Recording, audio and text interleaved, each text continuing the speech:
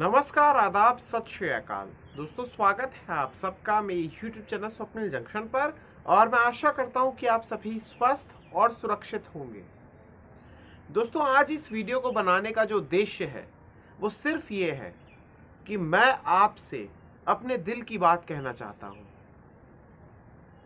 जब से उत्तर प्रदेश का विधानसभा चुनाव शुरू हुआ है, या आप यूं कह लीजिए कि जब से तारीखों का ऐलान हुआ है, या उससे भी पहले आप कह लीजिए कि जब 3 से 4 महीने बचे हुए थे, तो उसके बाद से लगातार देश के भीतर ऐसे मुद्दों को उठाया जा रहा है जो वाकई में जिनका ताल्लुक, जिनका संबंध या तो अतीत से है या फिर इतिहास से है।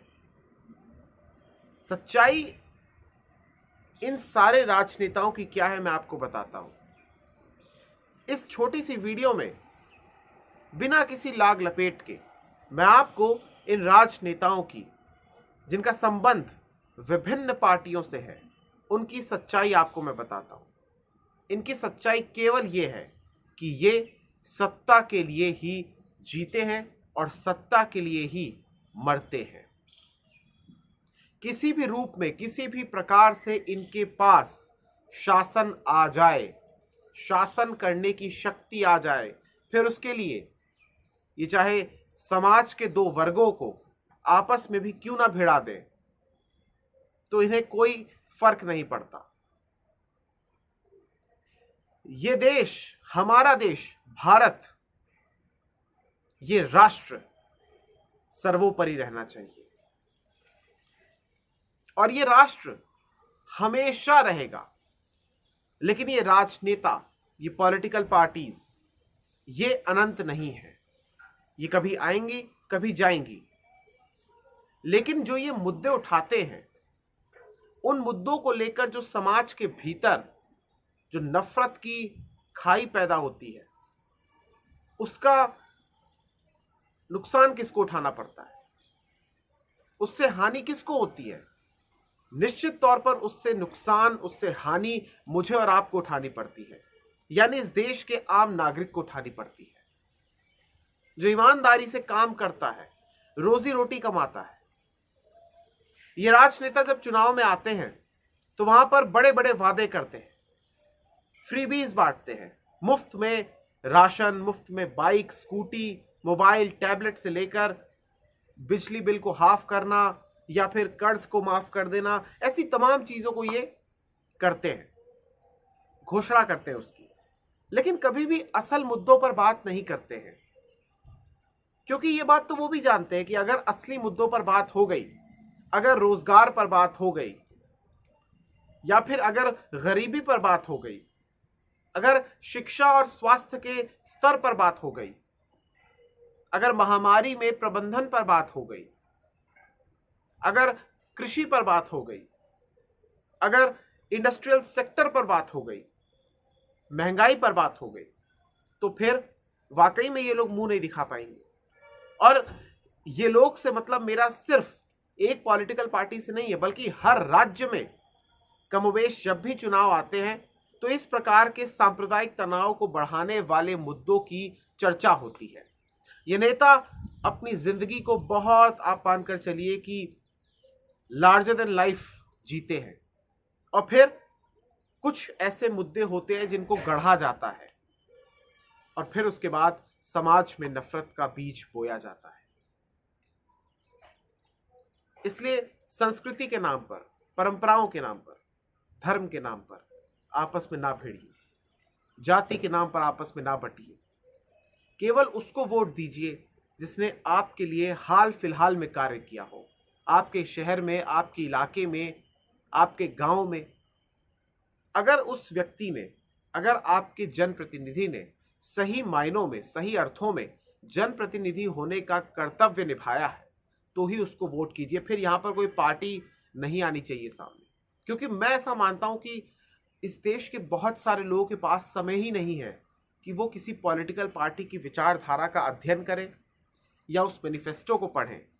जो मैनिफेस्टो वो कई पन्नों का लेकर आते हैं, उसमें इतनी सुनहरी बातें होती हैं कि वाकई में किसी का भी मन प्रसन्न हो जाएगा, किसी का भी मन ललचा जाएगा और किसी का भी मन मोहित हो जाएगा उनकी तरफ जाने के लिए। इसलिए किताबी बातों पर नहीं, धरातल पर जिसने आपके लिए कार्य किया है हाल फिलहाल में, वो भी ऐसा भी ना हो कि कोई अपना 1 दशक पहले कभी सत्ता में आया हो तब का कार्य गिना रहा है, या कोई कह रहा है कि, या किसी का कोई डर दिखा रहा है कि वो आ जाएंगे तो फला हो जाएगा, हम आ जाएंगे तो आपकी जीवन रेखा वाकई में बहुत अच्छी हो जाएगी। ये सारी चीज़ें व्यवहारिक नहीं होती, ये सारी चीज़ें सिर्फ लुभाने के लिए अच्छी लगती हैं। इस पर अगर बात की जाए तो वाकई में बहुत ज़्यादा विस्तार हो जाएगा। और अगर सही मायनों में अगर एक एक प्रत्याशी अगर आए और अगर वो मुख्य तौर पर जो उस इलाके का आप कह लीजिए विधायक है, या फिर उस इलाके का सांसद है, या फिर अलग अलग जो पद होते हैं, अगर वो अपने रिपोर्ट कार्ड को सामने रख दे जनता के सामने, तो वाकई में बात बहुत गहरी हो जाएगी और बात बहुत ही आसानी से भी समझ में आ जाएगी। पता चल जाएगा कि भाई उसने अपने 5 वर्ष के दौरान क्या क्या कार्य किए और कहां कहां पर वो चूक किया और क्यों चूक किया। आपने अक्सर ये चीज नोटिस की होगी कि जब भी चुनाव आते हैं तभी उससे पहले, जब आचार संहिता से पहले सारे कार्य होते हैं, फीता कटता है, शिलान्यास होता है, लोकार्पण होता है, उद्घाटन होता है, फला फला की चीजें होती हैं। लेकिन जब 4 वर्ष तक ये लोग क्या करते हैं, ये समझने की आवश्यकता है। और कोई अगर मुफ्त में आपको कुछ भी बांट कर अगर लुभाने की कोशिश कर रहा है, तो आप ये समझिए कि मुफ्त के नाम पर वो आपको मूर्ख बना रहा है। आज देखिए देश के अंदर कैसा माहौल है, और स्पेशली अगर मैं कहूँ तो सोशल मीडिया के माध्यम से जो एक हवा बनाई जा रही है, एक वर्ग ऐसा है जो कि एक अलग चश्मे से देखता है किसी भी मुद्दे को, एक वर्ग ऐसा है जो एक अलग चश्मे से किसी भी मुद्दे को देखता है, लेकिन उस चश्मे में कहीं ना कहीं राष्ट्र नहीं आता है, भारत नहीं आता उसमें। ये सबको समझना होगा कि भारत संविधान से चलेगा, भारत किसी धर्म ग्रंथ से नहीं चल सकता, या किसी धार्मिक रीति रिवाजों से, परंपराओं से नहीं चलेगा। और ये जो नफरत फैलाने के लिए अपने आप को श्रेष्ठ साबित करने की कोशिश करते हैं, लोगों को उत्तेजित करते हैं, भिन्न भिन्न प्रकार की ऐसी वीडियोस डालते हैं, भिन्न भिन्न प्रकार की ऐसी तस्वीरें डालकर लोगों का खून खौलाने का कार्य करते हैं, ये सबसे बड़े समाज के दुश्मन है, देश के दुश्मन है। लेकिन यहाँ पर मैं अपनी कानून व्यवस्था को लागू करने वाली एजेंसीज को भी एक खुला मार्ग नहीं देना चाहूँगा, क्लीन चिट नहीं देना चाहूँगा। क्योंकि अगर कहीं पर घटना होती है, फिर चाहे वो कर्नाटक की घटना हो, या केरल की घटना हो, या बंगाल की घटना हो, या कहीं की भी घटना हो, उस पर पुलिस एजेंसीज को त्वरित कार्रवाई करनी चाहिए। ये मुद्दा दबना नहीं चाहिए, अन्यथा जो भी ऐसे अपराधों को अंजाम देते हैं उनके हौसले बुलंद हो जाते हैं। फिर ये मुद्दा कब चुनाव का रंग ले लेता है, इसमें समय नहीं लगता, किसी को पता नहीं चलता। तो इसलिए बहुत ज़रूरी है कि अगर कोई आपको डर का माहौल बताता है, कोई आपको बताता है अतीत के बारे में, कोई इतिहास की बातें करता है, कोई मुफ्त में बांटने की बात करता है, कोई कहता है आएंगे तो कर्ज माफ कर देंगे, आएंगे तो ये चीज़ें क्षण भर की होती हैं। कर्ज माफ हो गया मान लीजिए किसानों का, तो फिर उसके बाद क्या, उसके बाद क्या? फिर अगले चुनाव आएंगे, फिर हो सकता है किसान कर्ज के बोझ के तले दब जाए, फिर कोई आएगा, फिर वो ये वादा कर देगा कि हम कर्ज माफ कर देंगे, फिर आप उसको अपना वोट। बहुमूल्य होता है वोट, और ये बात राजनेता जानते हैं, लेकिन दुख की बात है कि हम और आप नागरिक जो है इस देश के, वो ये नहीं जानते। उनको ये समझना होगा कि उनके पास ये जो शक्ति है, ये बहुत बड़ी शक्ति है। इस शक्ति के लिए आप देख रहे हैं कि नेता डोर टू डोर कैंपेन कर रहे हैं, नेता रैलियां कर रहे हैं, नेता जनसभाएं, रोड शोज कर रहे हैं, एक एक दिन में 4-4, 5-5 रैलियां करते हैं। मेहनत वो भी कर रहे हैं क्योंकि उनको पता है कि इस चीज की ताकत बहुत ज्यादा है, लोकतंत्र यही है। लेकिन आपको इस बात का एहसास होना होगा कि वो ताकत इस संविधान ने आपको दी है। आप उसी को चुनिए जिसने वाकई में कार्य किया हो, जो वाकई में जिसके पास एक विजन हो।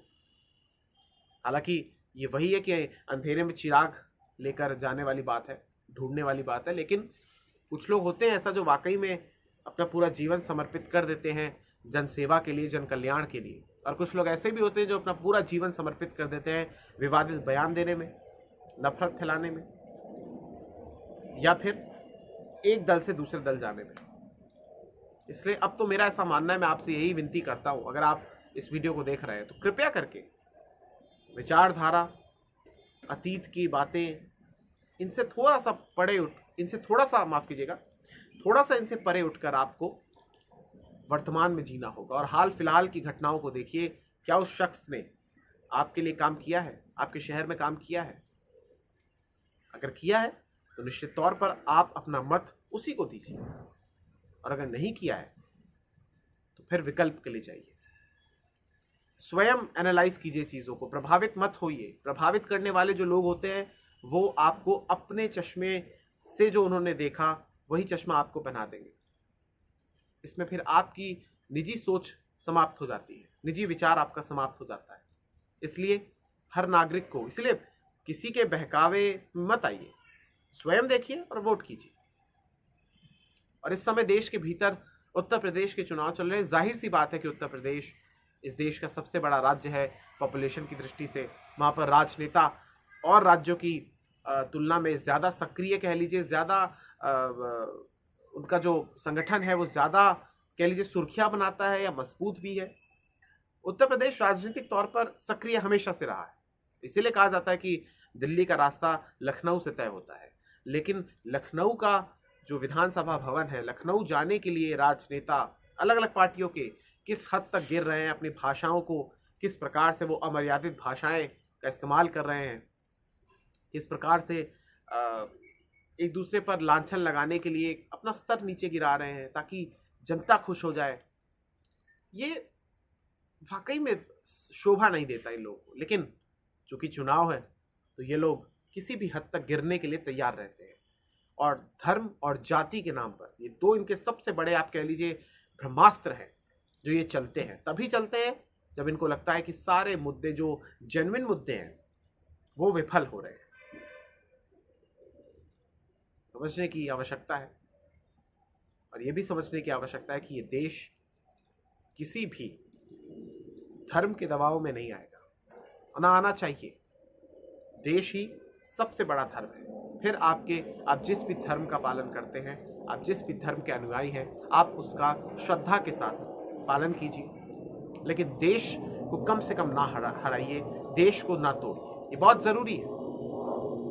इस देश में हम सबको साथ रहना है। महापुरुषों की जो भारत को लेकर परिकल्पना है उसको मत तोड़िए।